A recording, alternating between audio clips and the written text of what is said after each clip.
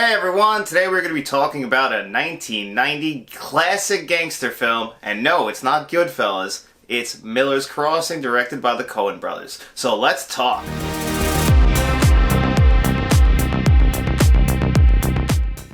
Up is down, black is white. At Miller's Crossing. On September 22nd, 1990, Miller's Crossing was released to the world, directed by Joel and Ethan Coen, and is considered a modern-day Coen brothers classic. Is it my favorite Coen brothers movie? Probably not, but it is definitely a great Coen brothers movie. It stars Gabriel Byrne as Tommy, and basically Tommy is working for Leo, played by Albert Finney, and he also is basically playing both sides of a rival mob war at the time. You know, you got the Irish led by Leo, Albert Finney, and you got John Polito's Italian gang, and they're kind of working against each other. They have like one wants to basically not kill John Turturro's character, and the other one wants to kill John Turturro's character. And it's just causing a big mess between the two gangs. That's like Tommy has to work his way around all this. It's basically a noir story, which the Coen brothers were going for. They wanted to make a noir story. This was what they set out to do, and this is what they did. It's a neo-noir story. You know, so if you know noir, it's got a bunch of twists and turns and a bunch of double crosses. It's that kind of movie. And, you know, they actually even bring up, like, when do the double crosses end in this movie? And it's just, it happens a lot. It's a very, very well made film. Obviously that year Goodfellas came out, and that was a big, that was like the gangster movie of the time. And this one kind of fell to the wayside because at the time the Coen brothers had only done Blood Simple and Raising Arizona. So they weren't big, well-known directors. They were more of like indie art house directors at the time.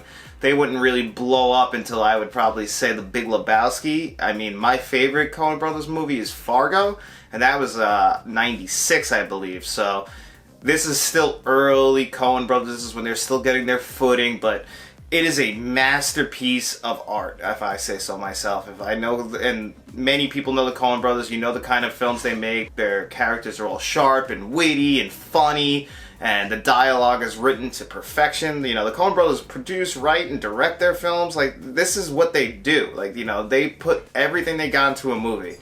Nothing gets skipped. Every actor in this movie plays their part, no matter how small or big, to perfection. J.E. Freeman has not many lines in this movie. He's not in every scene, and he kills it. And I looked up his filmography, and he's not really in a lot of movies, but he is amazing. John Polito, you know that face. That's that guy, but he kills it in this movie. He is incredible. I loved his performance. He had some great scenes, like with Tommy, and then with like his gang members, like his goons, what were their names? Tic Tac was one of them, and one of them was played by Mike Starr from Dumb and Dumber. So there's a lot of great character actors that just pop up in this movie. You'd recognize them, and they're all setting out to steal the show, which leads me to the lead, Gabriel Byrne, because he plays Tommy, who is a more reserved character. He's the straight man to everybody else playing these over-the-top characters. Everybody's got, their scenes, they're trying to steal it. Their dialogue is so well written. Gabriel Byrne doesn't have much dialogue. He's supposed to be playing the straight man. He's playing every side to try and manipulate the world to him. And that is what this movie is about. So I'm going to go into full spoilers now. And that basically, as far as a film recommendation, it is a great recommendation, but I'm going to go into spoilers as of right now. So, as the movie progresses, Gabriel Byrne's character Tommy ends up sleeping with the woman that Leo loves, played by Marcia Gay Harden, who is Albert Finney's love interest, but is also sleeping with Tommy, and that is significant because Leo trusts Tommy. You can see everything, Leo is in control of this whole world. He's got the mayor, he's got the chief of police, they all fear him, but he respects Tommy. He allows Tommy to speak to him however he wants, because he knows he's going to tell him the truth. He's brutally honest, he's not going to lie to him, he's his confidant. But Tommy, to prove his point to Leo, that she shouldn't marry Verna, by telling him that he slept with her. So he did the honorable thing and told him that he slept with the woman that he plans to marry, and that's why he can't trust her. And that is the most stand-up thing that a man can do.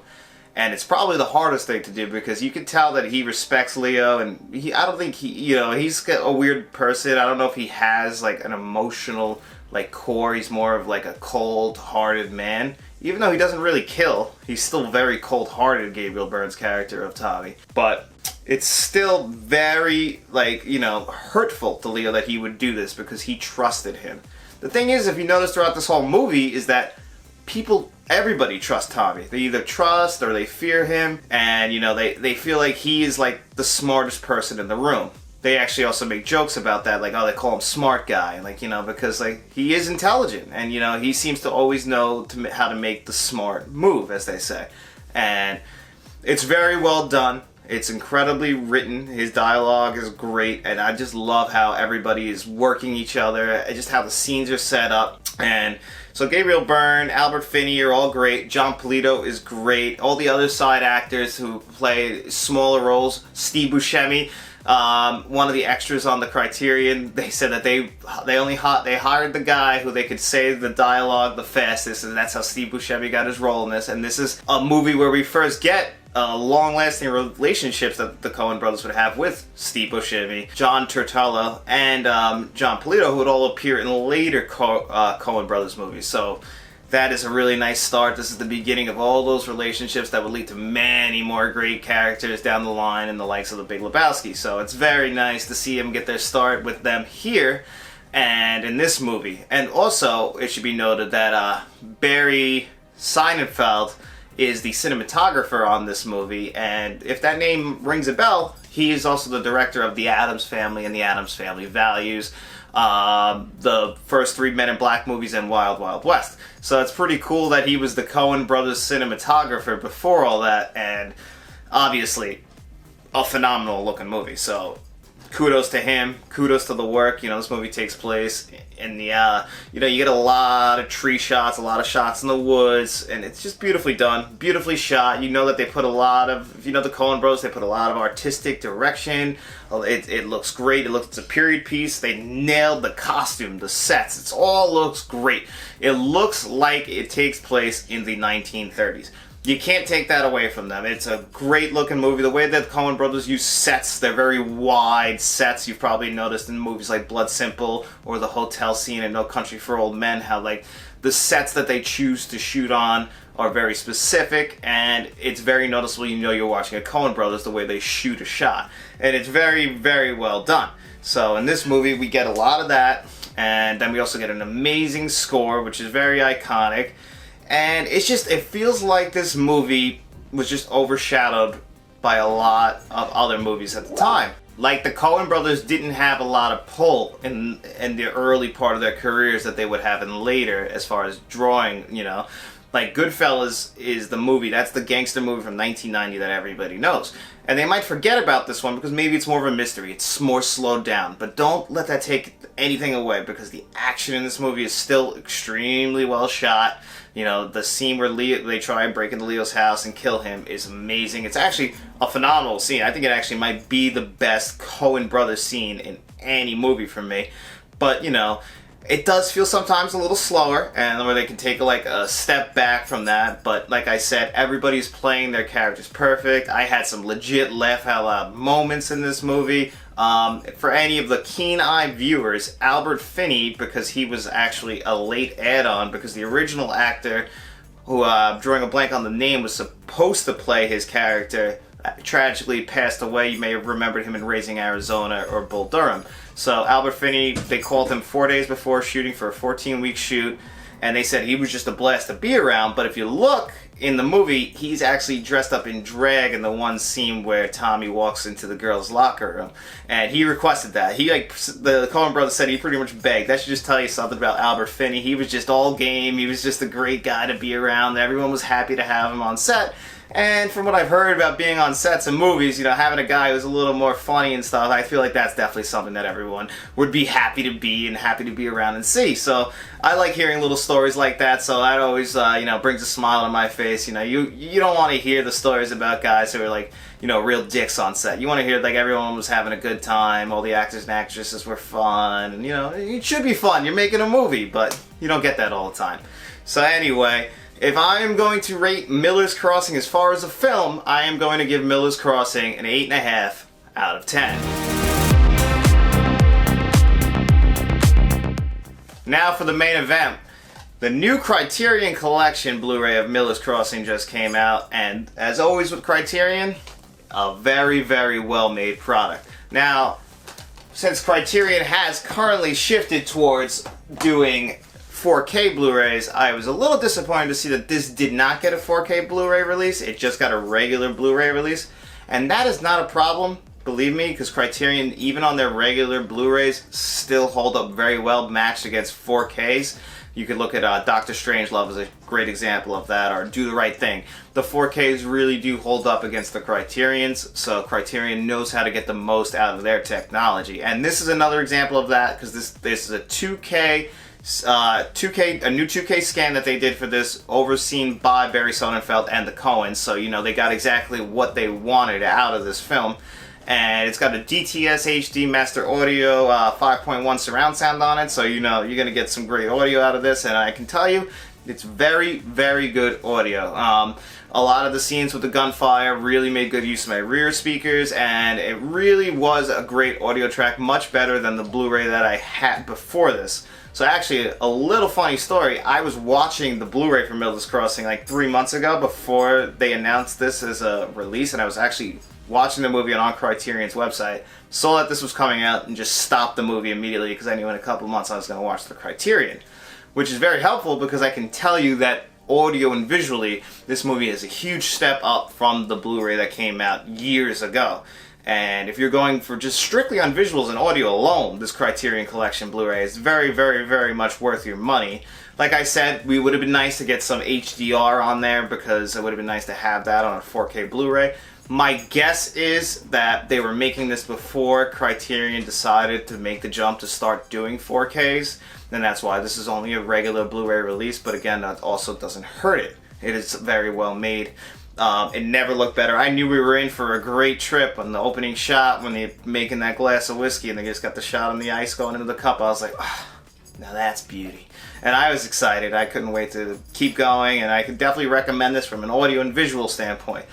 But as always with Criterion, we get plenty of extras, and pretty much all the extras on here are brand new 2021 interviews with a lot of the cast and crew. And I got a lot out of this. I love hearing stories about movies being made, and the interview with the Coen brothers called Hard Boiled. It's like a 28-minute interview with the Coens, and they were talking about their love of noir films, what inspired them, because they did do more noir films. Don't forget, like The Big Lebowski is also a neo-noir. It's a mystery film. So, despite it being wrapped in a stoner comedy, it's still a very, very noir film. So, just watching them geek out over noirs is just great to see. I'm not a big book reader, but still, when you see people nerding out over things they love, like how I will nerd out over movies, it's just always fun to see. And these guys make movies, so it's like seeing people reach the mountaintop of what they want it to be. It inspires people like me to go out and do that.